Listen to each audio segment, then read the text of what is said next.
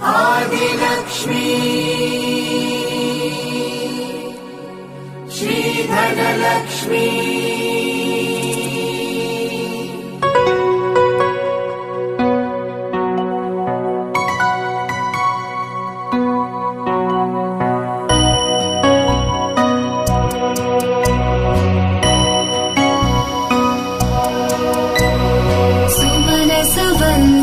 सुन्दरि माधवी चन्द्र सहोदरि एव मयि मुनिगणमण्डित मोक्षप्रदायनि मञ्जुलभाषिणि वेदनुते पङ्कजवासिनि देवसुपूजित सद्गुणवर्षिणि शान्तियुते जय जय हे मधुसूदन कामिनि आदिलक्ष्मि जय पालय माम्।